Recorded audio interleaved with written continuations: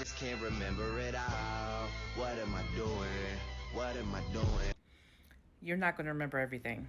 It's not possible to remember everything in the nursing program, so don't be worried about that. What you are going to do is prioritize, okay? Because you can't know everything. How? So what I mean by that? So for example, if you are studying major depression, right? Major depression has a million and one clinical manifestations. Yes, you know.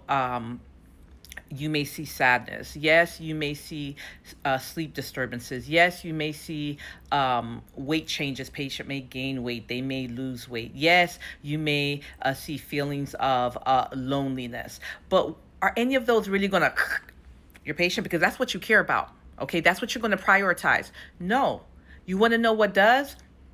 Feeling of hopelessness,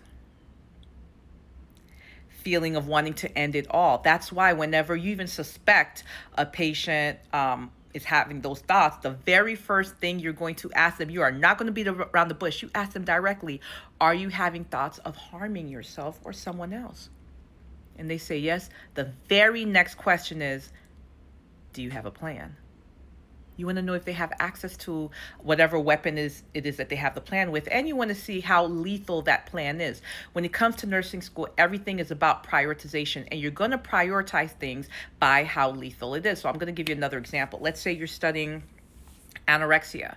Lots of clinical manifestations or signs and symptoms with anorexia.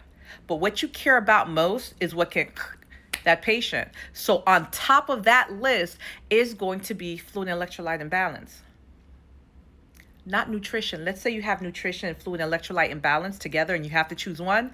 It's going to be fluid and electrolyte imbalance. Why? I'm so glad you asked. Guess what? You can go weeks without eating and still live. You can only go days without fluid and electrolytes. Fluid and electrolytes, or the lack of it, will you a lot faster than the lack of food. And this is how you have to think as a nursing student. Whenever you're down to two choices, say to yourself, which one affects my patient's physiological integrity the most? And that's going to be your answer. That's what you're going to prioritize every single day of the week.